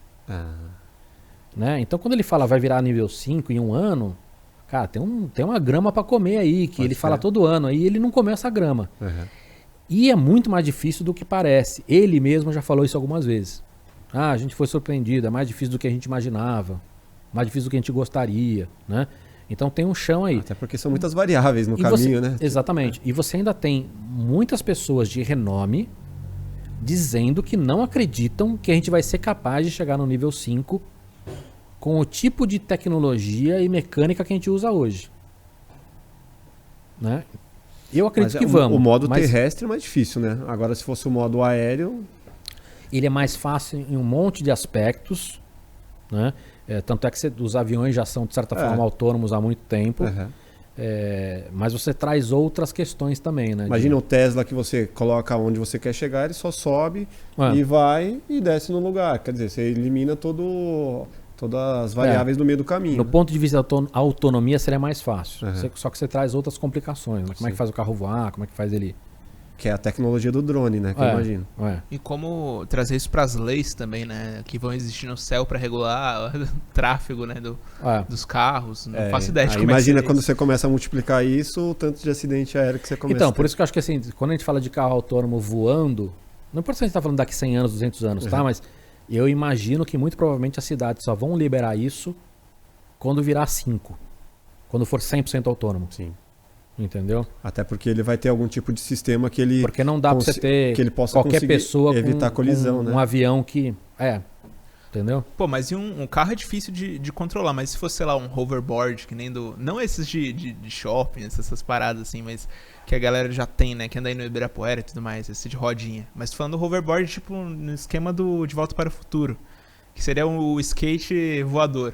Será que isso já existe? Eu sei que a galera tá fazendo esses testes, não sei se é com magnetismo, uma parada assim. Magnetismo não rola, cara. Não rola, a infraestrutura que você tem que ter de uma base. De base de imã é muito complicada.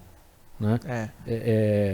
E você não vai ter tanta eficiência, entendeu? A nossa tecnologia está evoluindo o suficiente para ter eficiência nisso. Você tem já muito veículo que anda assim que são trem, cara. Tem muito trem que já flutua. Entendeu? É verdade. Mas é outra tecnologia muito mais controlada. Uma coisa é você trabalhar um trilho, outra coisa é você trabalhar o asfalto inteiro da rua, entendeu? Mas e se fosse, tipo, realmente o skate voador mesmo, que andasse sobre as casas? Mas qual a vantagem? Qual a vantagem? Ser cool. É do caralho. Não, seria da hora pra caramba. Mas assim...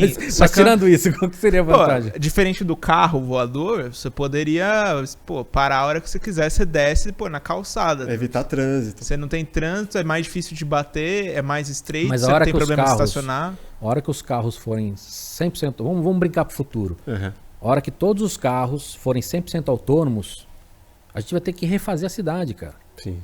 Por que você precisa de estacionamento? Entendeu? Ou por que o carro precisa estacionar? Sim. Né? Qual vai ser a função das ruas? Qual a função da rua? Né? Será que você precisa de um carro? Algumas das discussões a gente já está tendo de alguma maneira ou outra, né? Então, o fato dele estar, sei lá, 10 centímetros, 20, 30 acima do solo não muda nada, entendeu? Teria que ser muito acima do solo para fazer algum tipo de ele fala assim, ele pode subir em cima da calçada. Cara, já tem Omni Wheel, né? Essas rodas que você tem... Sim. Que você anda em qualquer direção, já daria para fazer, entendeu? Não é... Agora, indo mais ainda para o futuro, teletransporte é algo que você acredita que... Acho que não. Que não... De dados, sim. Que basicamente é uma maneira de você fazer uma transmissão para uma distância bastante grande em um tempo muito curto. Uhum. Isso sim. Que é basicamente você ter uma internet super rápida. É isso, teletransporte de dados. Ter dados... Dados, tipo, quero mandar um WhatsApp daqui do Brasil para a China sem depender de um satélite. E eu vou conseguir fazer isso de uma maneira muito rápida, né? Isso sim nós vamos ter. Estamos falando de futuro, mas, né? Teoricamente a gente já tem, A gente já tem isso, não? Tipo, televisão, transmitir alguma coisa mas ao vivo mesmo. Mas esta velocidade, ela demora muito. Pra você ter uma ideia... Uma das fontes de renda que eu acredito que o Elon Musk vai ter com satélites é justamente essa, porque hoje, se você tem um servidor hoje no Japão, ou uma máquina no Japão, e você está trabalhando as ações que estão na Bolsa de Nova York, a maioria das empresas, o que ela faz? Ela paga um aluguel caríssimo no mesmo prédio, por isso que muitas empresas estavam no World Trade Center, pagando uma fortuna, para que a máquina dele que vai fazer a transação esteja muito próxima da Bolsa. Porque mesmo que ela esteja plugada de fibra ótica do Japão até os Estados Unidos, a velocidade que você tem para chegar ali, né, aqueles milissegundos que você vai atrasar, é o suficiente para você perder muito dinheiro. Caraca. Porque não é na velocidade da luz. Porque a velocidade da luz ela é feita no vácuo. Quando você faz uma transmissão de luz pela fibra ótica, não atinge a velocidade da luz. É rápido pra cacete, mas não atinge a velocidade da luz. Né? E outra coisa, você não tem uma fibra ótica do Japão até os Estados Unidos, você tem um monte de roteador no meio. E essa passagem de fibra ótica para o roteador, para outra fibra ótica...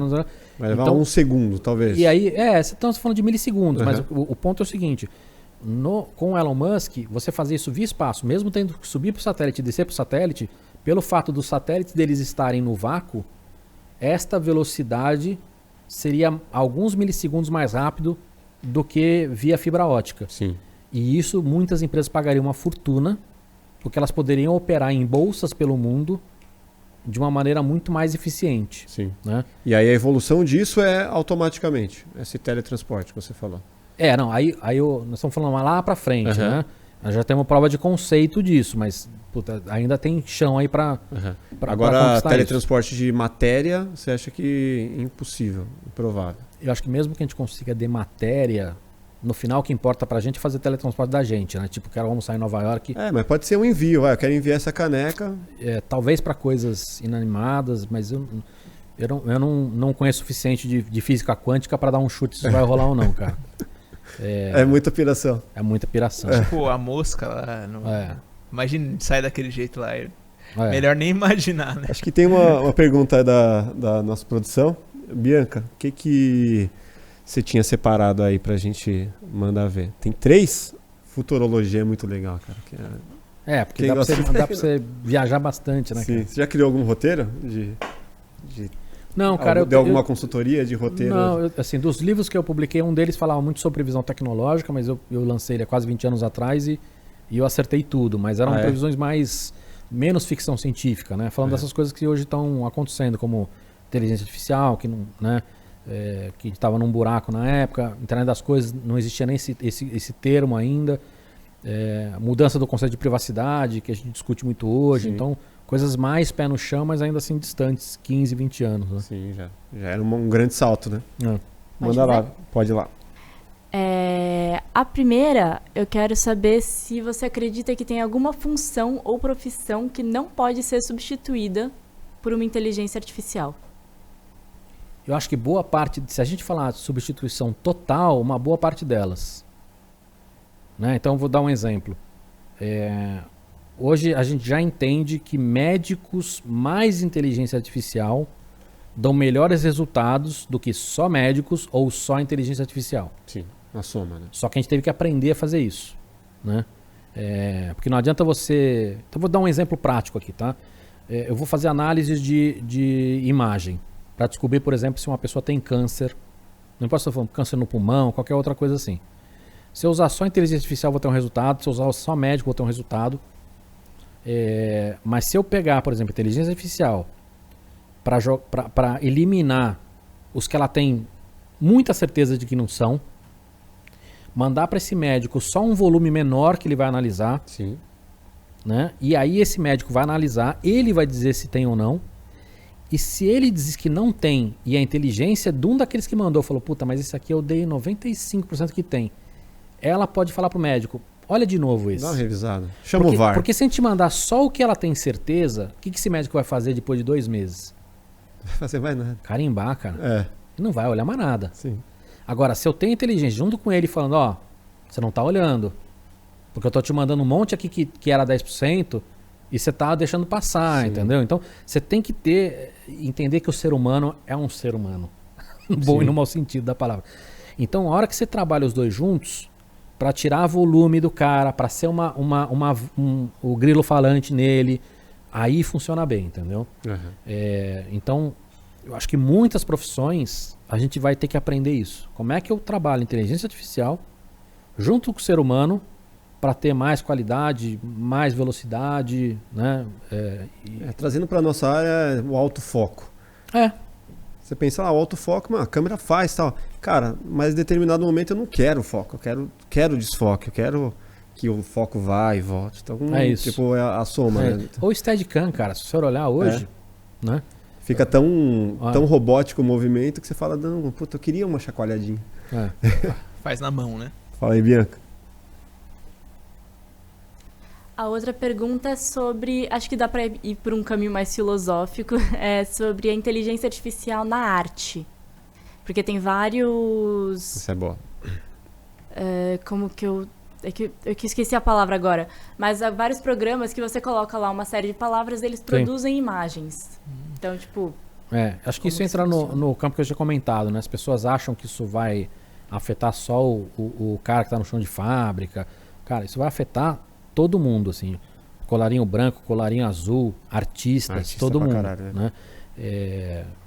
Mas a gente vai ter que saber lidar com isso. E isso, cara, você quer ver um exemplo? Se a gente olhar para fotógrafos, cara, o iPhone, o Instagram, se a gente pegar esses dois caras só como exemplo, eles afetaram muito mais os fotógrafos do que a indústria de fotografia. Sim. Né? E aí você tem um período de adaptação, você tem muita gente que se incomoda, né? Drones, por exemplo, é outra coisa que afetou a linha de áudio e vídeo muito mais do que as empresas de fotografia, né? E de filmagem. E aí você, nessa adaptação, cara, você tem um boom, você tem muita gente que de repente não era bom fotógrafo, só tinha uma boa tecnologia. Que sai do mercado. Aí você tem fotógrafo. Aí você tem fotógrafo que fica puto, porque todo mundo acha que é fotógrafo hoje em dia. Né? Então você tem um período de que é conturbado ali. Depois você tem uma adaptação, você consegue ver. E o que é legal nisso também, você consegue descobrir outras pessoas que tinham olhar para fotografia e que não percebiam isso. Sim. Né? Hoje, que o Instagram o Instagram, né? O YouTube com cineastas. Tem muita gente que você olha e fala assim, puta, esse cara tinha mão e ele nunca ia descobrir isso. Né? Porque antigamente ele tinha que investir uma vida e fortunas para comprar equipamento e tudo mais. Então quando a gente olha para a arte, a gente vai passar por esse negócio. Né? Mas hoje eu olho, todos os sistemas hoje, o Dali, todos esses sistemas que estão criando imagem, cara, vão facilitar muito a vida de todo mundo. Vai ter um monte de artista, um monte de diretor de arte que não tem qualidade e não tem função e que vai perder, vai se sentir perdido no mundo. Mas ao mesmo tempo, cara, eu começo a ver hoje muitas dessas imagens, cara, elas têm todas a mesma cara. Sim. Por incrível que pareça, você olha, cara, você vê stock fotos, assim, tipo, você pede um prompt assim, sei lá, pessoa comendo, vê aquelas caras forçadas, com aquele estilo americano total, de stock fotos. Você fala assim, mano, isso aí é então, Shutterstock. Óbvio que isso vai evoluir também, mas, cara... Mas evolui a um ponto de qualquer um que tem um olhar clínico vai bater o olho e falar, puta, isso aí eu sei que foi feito dessa forma. Desse período que eu tô na área, que já faz quase 20 anos, eu já vi várias evoluções assim que falam assim, puta, agora fudeu, os animadores vão sair do mercado, vai ser tudo automático. Cara, não tem como. Você cria uma evolução, aí cria-se uma nova estética, todo mundo começa a perceber que aquela estética ali é uma estética que foi feita de forma automática e as pessoas querem algo diferente que vai necessariamente precisar de um humano para fazer. É o lance da caneta, né? Não é todo mundo que tem uma caneta na mão que sabe fazer um desenho, ou o cara que não consegue pintar. Então acho que vai ter muita coisa conturbada, vai ter muita gente que vai perder espaço, porque realmente esse cara, o que ele tinha não era uma qualidade, sim uma reserva de mercado. Né? Eu sei que é termo técnico para falar, mas assim, é porque ele tinha um bom equipamento, ou porque ele tinha, né? Ou porque ele tinha os macetezinhos já de fazer ali a direção de arte, isso e aquilo. Né? Então você tem uma bagunça aí. Mas acho que no longo prazo o que a gente vai ter é isso, assim, pessoas que vão saber usar as ferramentas para extrair o melhor. E a mesma da maneira que aconteceu com fotografia, a gente vai descobrir muitos artistas que de repente não tinham uma mão, mas de repente a arte do cara é a criatividade, é a visualização, e aí ele vai trabalhando ali no promptzinho para até chegar no resultado que ele quer. Que eu acho que isso é legal, você misturar o que a tecnologia. Só que você vai ter puristas que vão falar, cara, isso não é arte. Né? Tem que ser feito da forma tradicional. Você fala, mas tradicional já foi. E tem um componente humano também. Né? Quando a gente fala de arte, uma coisa eu falo de direção de arte comercial, outra coisa eu falar de arte mesmo. Se eu apresentar aqui 12 esculturas para você, né, de uma... sei lá, um busto de alguém, exatamente perfeitos. E eu falar, isso aqui foi um braço robótico que fez. E esse aqui foi um artista da Índia. Né? Óbvio que a gente gosta de tecnologia e fala assim, puta que legal esse braço robótico, tá foda. Mas eu não pagaria por isso, eu não vejo valor nesse busto feito por um robô. Mas esse busto feito por um artista que fala assim, cara, esse cara se superou, porque fazer isso na mão... é uma superação humana, eu dou valor a isso. Então, tem componentes que também vão se adaptando nisso, entendeu? Assim como o quadro impresso. Você vai na Stock da vida, você vai um puta quadro bonito, você fala assim, mas isso aí saiu de uma linha de produção. Ele não tem o mesmo valor do que o cara que pintou a mão. Mas dependendo de onde, vou usar isso aqui para uma cena que eu vou gravar. Compra isso aí que foi feito à mão e tá tudo certo. Cada um tem o seu mercado e continua, segue o jogo. Mas existe uma transição aí que o nome é democratização. Pode crer. E muita gente não gosta, o que é natural, mas não adianta brigar contra, cara. É porque uma elite que não gosta, você acha? Cara, eu não sei se... acho que talvez elite não seja o nome certo, cara, mas acho que pessoas que estão confortáveis por terem uma barreira de entrada... ou porque o cara tinha uma máquina, ou porque o cara tinha não importa, entendeu? Ou porque ele tinha um conforto de que no mercado dele nem todo mundo sabia que poderia fazer isso. Era o cara que tinha uma Betacam antigamente. O cara que tinha uma Betacam, ou o cara que tinha uma grua e que hoje um cara com um drone faz melhor que ele. Fala assim, puta, esse babaca aqui com um dronezinho chinês, hoje faz uma baita cena. Consegue fazer mais do que eu, com 4K, com não sei o que, com estabilização. Pô, mas se você dependia da grua, cara... então você não era você era a grua, né? Verdade. Então esta reserva, que eu chamei de reserva de mercado, né? Mas essa barreira de entrada, quando ela é tecnológica ou financeira ou política ou legal, cara, não importa qual seja, ela vai cair. Tá fadado a fracasso. Mas, cara, o cara que pilota o drone, se ele não tem também uma visão estética. Para filmar casamento, ninguém vai ligar. Mas pra você fazer um comercial da Skol, que tá pagando uma fortuna para isso, esse cara tem que ser um bom cara de filmar. Você tem que ter um diretor por trás olhando e falando assim, cara, não ficou bom esse ângulo, essa estética não tá boa, o você tem um horário cara de do dia não é o ideal. Aí você tem isso, entendeu? E naturalmente tem coisas que vão mudar, cara. Quando a gente olha para cinema e toda aquela inteligência que os caras da ILM estão colocando, fizeram com o Mandalorian, né, de você ter o cenário virtual, você vai mudar também pessoas que antigamente trabalhavam de uma maneira e hoje vai virar outra. Sim. O cara que de repente veio na indústria de games fazendo, né, usando as ferramentas de game, talvez tenha mais espaço no cinema do futuro do que de repente o cara que fazia maquete, ou o cara que fazia pintura no vidro, ou o cara que fazia cenário na mão, literalmente, entendeu? Sim, então é uma... Cenografia, São né? outras profissões que já estão nessa adaptação, né? Aqui tem na Quanta, né? O Virtual Production estava com o pessoal da O2 também, que tá fazendo lá para conseguir atender aos parâmetros do Netflix. O que você já entende desse universo? Você tá por dentro? Então, eu recebi um dos caras que trabalha na LM lá, cara. E assim, esse é um negócio que tá muito avançado. E o que é legal, assim, a gente geralmente vê a coisa mais maluca, né? O Mandalorian, não sei o quê. Pessoal, só um segundo. Vamos explicar pra galera o que é. Basicamente o que é. Você imagina que se você for filmar, por exemplo, uma cena... Dentro do carro. Dentro do carro. Mais simples. Ou melhor, vai num cenário como uma favela ou um deserto. Cara, você tem que estar no deserto. Né? Ou você filma, né, no chroma key, que é a tela verde ou azul.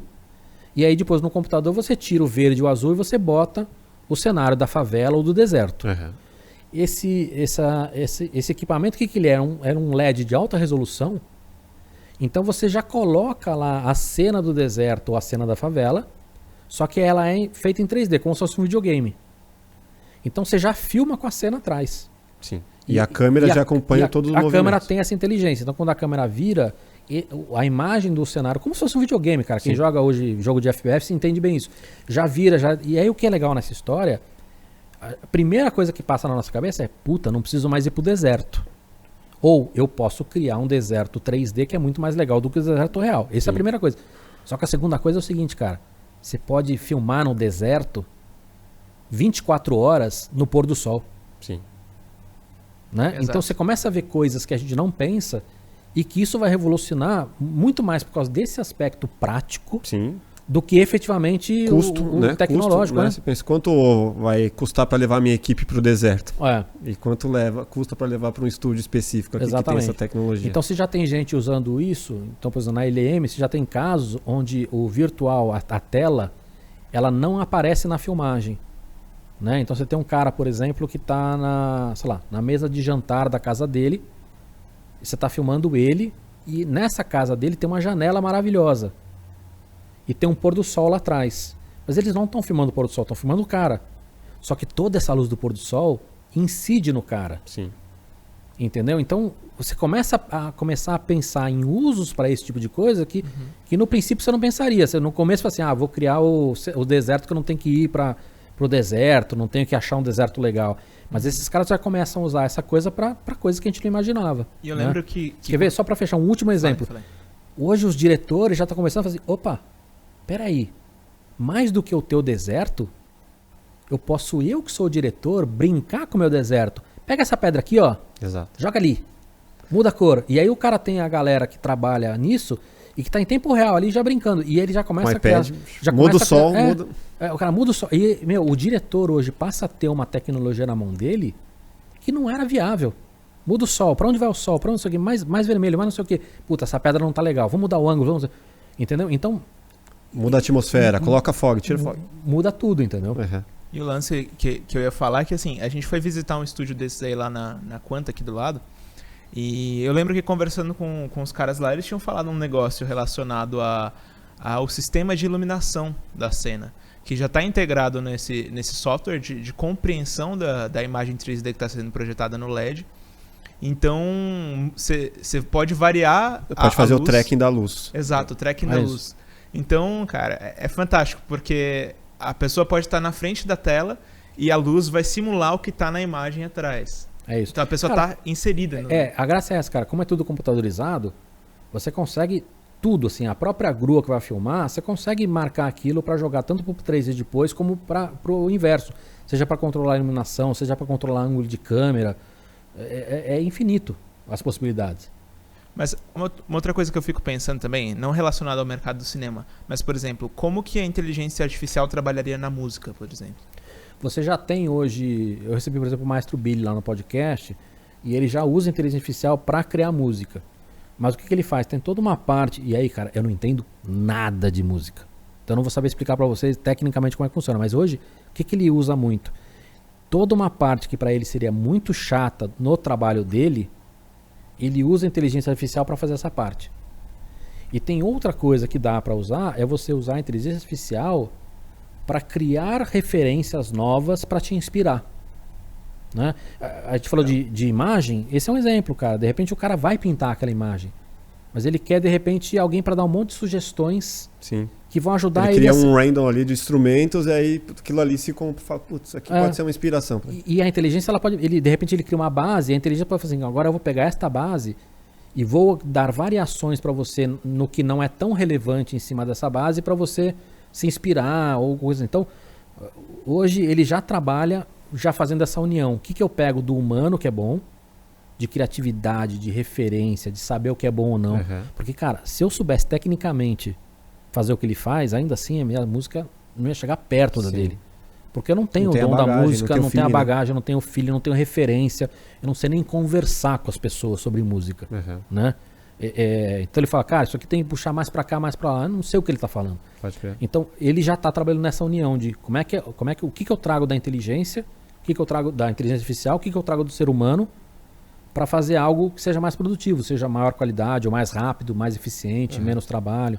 Você pega o Cifra Club, você pega lá a possibilidade de você mudar o tom de uma forma automática. Então a música originalmente é em Ré, e de repente você fala, putz, não está no tom ideal. Aí você vai lá e coloca em Mi e aí ele automaticamente converte todos os acordes. Pô, isso aí já é uma evolução. Antigamente, né, você comprava, ou você tirava de ouvido, na minha época, ou você comprava a revistinha, aí você começava a entender acorde por acorde, você ia convertendo até chegar no tom que você pudesse cantar. Agora você faz automático. Então, tem vários... O outro lance do afinador também. O afinador, putz, você vai afinado, vamos lá. Antigamente, ou você só sabia afinar pelo ouvido, ou você comprava um afinador eletrônico que era caro pra caramba, e hoje em dia, mano, qualquer celular você tem. Tá? Aproveitando a música, a gente tem uma coisa aqui que a gente traz através de uma música dos nossos convidados uma história que tenha marcado a vida pra gente alimentar uma playlist que a gente tem no Spotify. E aí, consequentemente, a gente, através dessa playlist, a gente consegue fazer uma lembrança. Eu sou o pior cara dos nossos você perguntar sobre isso, cara. Uma música de infância, algo que, mano, algo que tenha marcado de alguma forma uma memória afetiva. Então eu vou falar. Um dos convidados que eu tive é o Skind, né? Que é um cara fantástico, que é compositor de quase tudo de Cocoricó, Castelo Rá-Tim-Bum. Eu treinava com ele, cara. Cara, conheci ele, muito legal. Assim, não só um puta de um artista, com uma pessoa sensacional. Sim. Ele fala dá vontade, assim, e dá vontade de se apertar a bochecha dele e abraçar ele. É um cara sensacional. Então, cara, acho que vou pegar Chuvisco, Chuvarada. Chove.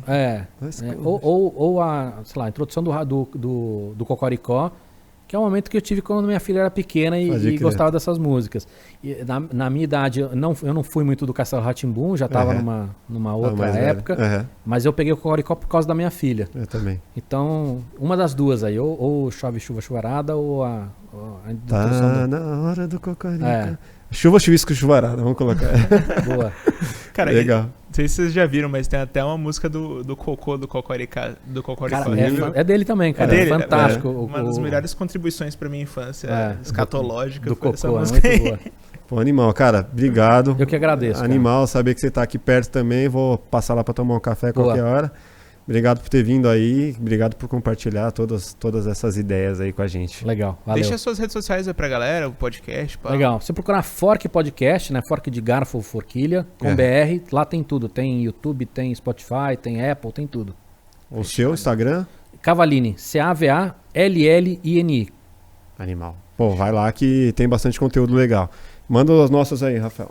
Fechou, galera. Se você não se inscreveu ainda no canal, agora é a hora. Se inscreve aí, ativa o sininho para não perder as notificações. E fortalece aí, deixa um like para que esse conteúdo chegue para o máximo de pessoas possíveis. Comenta aí quem você quer ver no Plugado. Beleza? Obrigado, galera. Até o próximo Plugado Podcast. Grande abraço.